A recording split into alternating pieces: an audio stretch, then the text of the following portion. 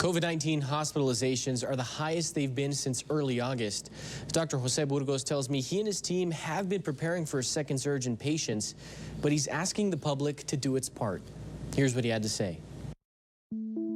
How has this past week gone for you? We had a busy week. Definitely our numbers are creeping up. We're almost at the same level as we were on the first wave of COVID, so we have been busy. Can hospitals handle the current number of patients? We can definitely handle the current number of patients. Now we have more experience than before, so we can work better on the accommodation, the bed accommodation. What should people at home be doing right now?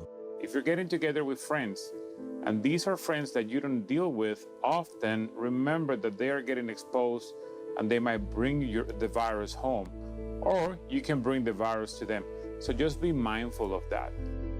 What's the most eye-opening thing you've seen this week? The fact that our numbers are coming up. We're pretty much at the same level as we were on the first wave. So this is concerning. We knew this was going to happen when we actually spoke last week because we're seeing how people are just, it seems like less concerned about the virus, but the virus is still out there. What's your prediction for next week?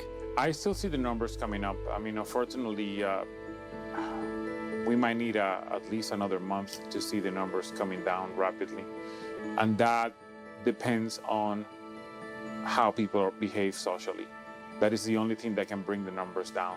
What is giving you hope at this time? Our treatments are working. If we start treatment early, then we can prevent people from getting sick enough to end up in an intensive care unit. We can keep people from coming into hospitals. What's your message to the Borderland? If you're sick, if you have any respiratory condition, stay home. If you're sick enough, please seek for medical attention.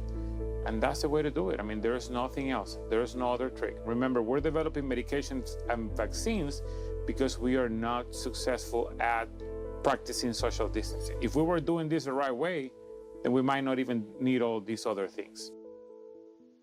Dr. Burgos also tells me that he thinks it's okay for people to continue to live their lives. They don't just have to stay at home. But if you're in a spot that's not following guidelines or where people are not wearing masks, you should leave immediately. You can look for this segment and all the others that we've done on our website, kvia.com. Just search Check-In. Mauricio Casillas, ABC7.